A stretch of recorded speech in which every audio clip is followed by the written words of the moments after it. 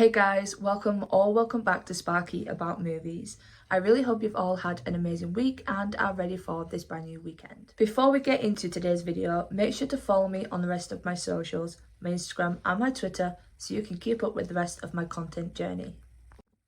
Today we're going to be talking about the entire Saw franchise, but before we start, why don't you go ahead and comment your ranking down below? I'd love to know. Now, let the games begin. This is your spoiler warning, guys. If you've never seen any of these movies, I will be talking in depth about plot, endings, kills, traps, you name it. So first up at number 10, we have Spiral, the Book of Saw by the infamous David Lynn Boseman. It stars Samuel Jackson, Max Minghella and Chris Rock. Spiral, the Book of Saw premiered in 2021.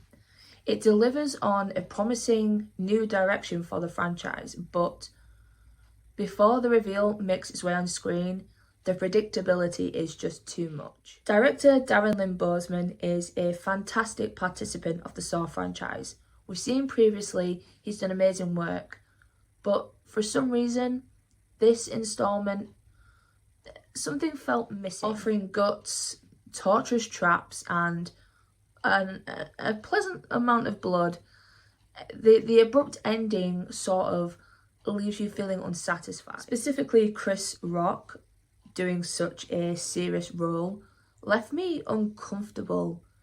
I guess it's because I've never seen him play such a serious role before. And then alongside him we have Samuel L. Jackson. Now, he seems to play the same personality in every single thing he does, and I guess I would call that a skill. Max Minghella was the only surprise for me.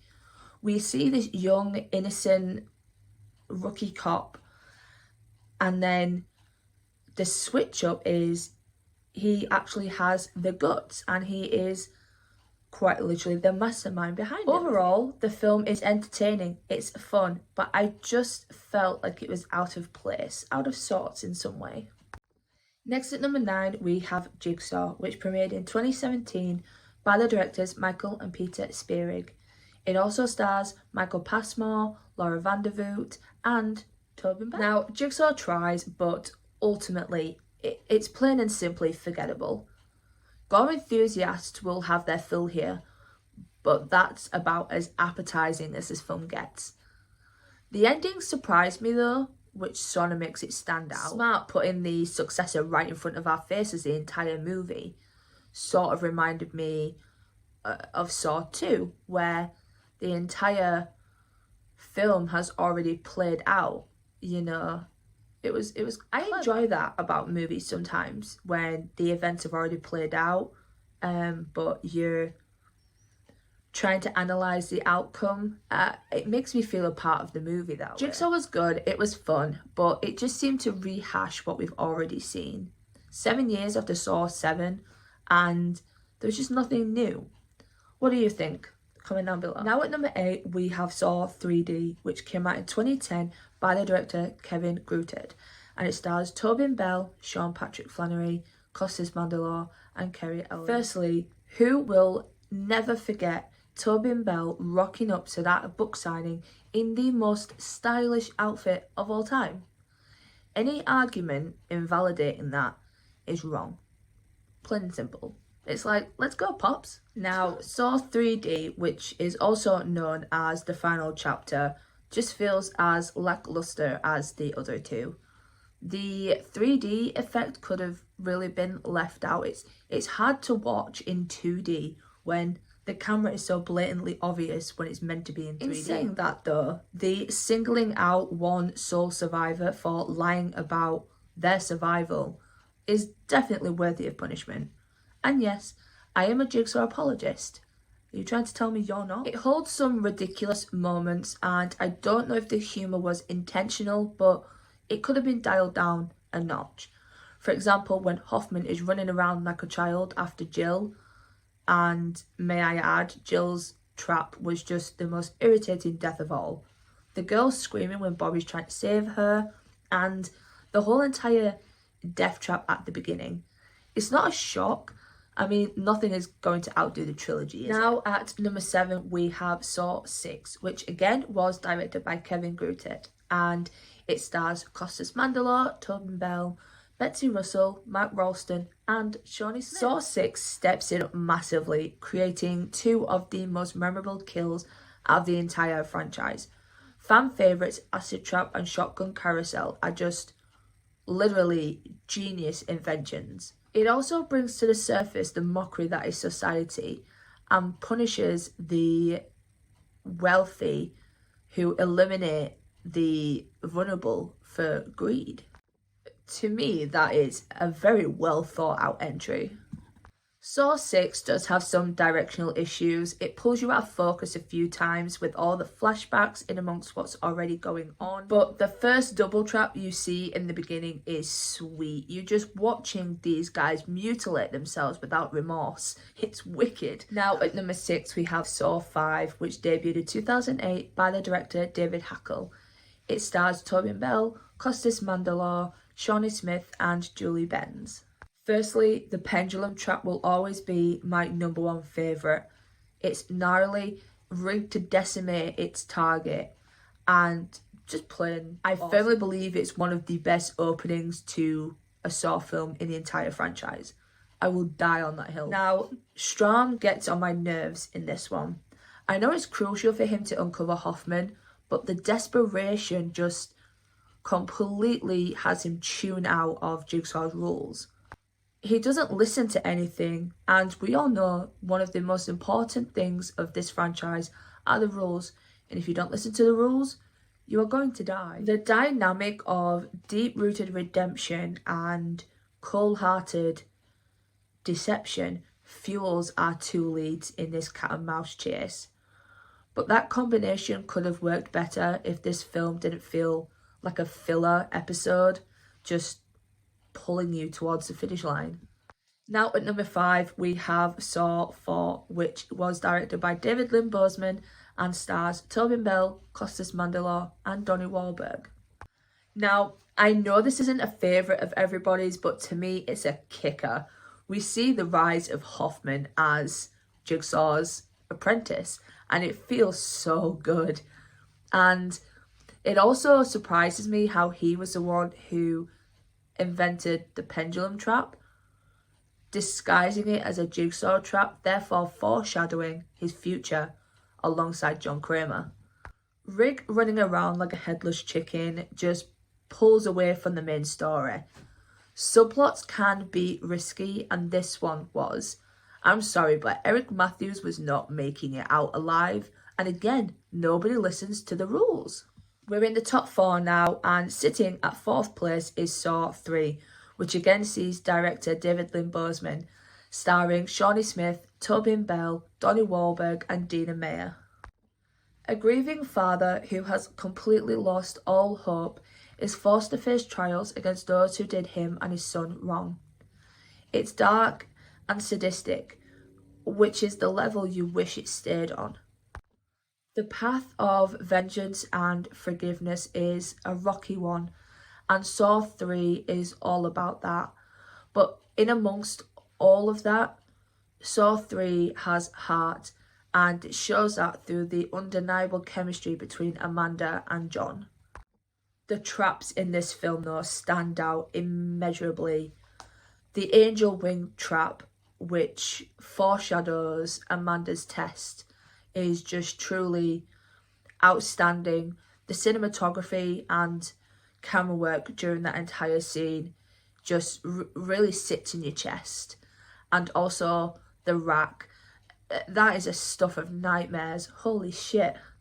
Now at number 3 we have Saw 2, which sees the return again of David Lynn Boseman and Tobin Bell, Dina Meyer, Shawnee Smith and Donnie Wahlberg. Saw 2 is easily one of the better sequels in the franchise and in horror history, taking 8 individual people and thinking they're at random, but in fact they are all connected, they just don't know it yet, exactly like the first one.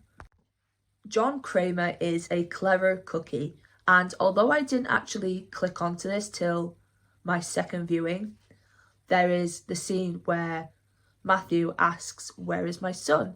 And Kramer replies, "He's in a safe place." but you don't notice that until the very end. The safe place he's talking about is the safe that is directly behind him. It's things like that that make these films stand out. The clues are everywhere, the hints are given to you, but you're so pulled into the game, you don't see what's right in front of you. In real time, the 8 individual people have all met their maker, and Matthews is racing against a clock that has already played out, and ultimately he finds himself in a trap. The needle pit and razor box are traps which will be forever engraved into my brain. Props to Shawnee Smith though. Afraid of needles and 4 months pregnant, it did not stop her from eating that one scene up. We're now at the top 2, and sitting at second place is Saw X, which came out last year in 2023 and sees the returning director Kevin Gruett. It also stars Tobin Bell, Shawnee Smith and Costas Mandylor, the amazing Saw X returned with a vengeance, reinvigorating the franchise with as much heart as there is gore. Seeing Amanda again was outstanding, but most importantly, her reunion with John Kramer, which I'm pretty sure had the entire fan base falling to their knees. I loved how we got so much of them together on screen. I have a huge amount of respect for them maintaining that bond and that chemistry, which makes their partnership so iconic. Our supporting characters as well did really, really great to keep up the energy, especially Cecilia, who came in clutch at the end, knowing exactly who John Kramer was. But that still didn't save her. And I was waiting for the big finale, and I knew it wasn't that. Trying to best Jigsaw, never gonna happen. One of my favourite elements in this movie was the way that every trap interpreted a part of John Kramer's cancer. The bone marrow, the radiation, the brain surgery, they were all consequences they had to face. It was a fantastic and beautiful way of getting revenge. I cannot wait for what's next. Now, I'm pretty sure it comes as no surprise that Saw 2004, which was directed by James Wan, is sitting comfortably at top place. Starring the amazing Leigh Whannell, Cary Elwes, Shawnee Smith, Tobin Bell and Danny Glover.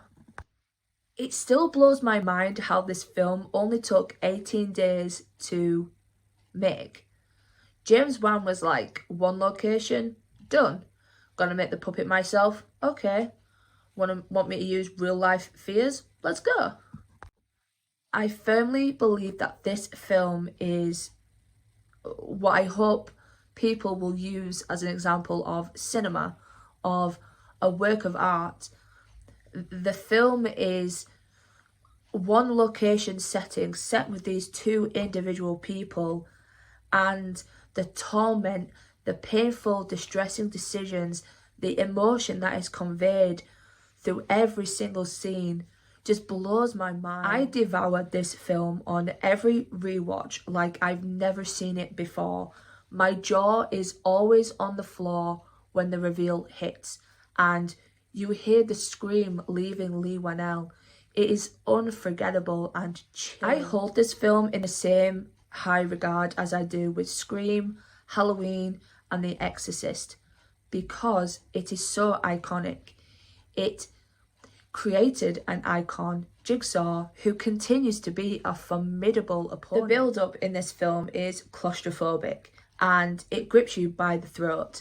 You're unable to breathe until that look of utter disbelief crosses Adam's face and you're hit with the truth.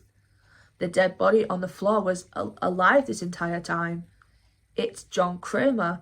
He was manoeuvring this plot to the finish line. He was behind every little choice, every little hint, and it was just so cleverly designed and put together that I will adore this film till the day I die. So there we have it, guys. That is my entire ranking of the Saw franchise. If you liked this video, please make sure to give it a like and comment down below. Make sure to also leave your rankings down below, or maybe just your favourite traps. I'd really love to know. I also love to talk to you guys. Thank you so much for the love on the first video as well. It's so great to be back. Anyway guys, I will see you next time. Until then, stay safe, happy and healthy. Bye.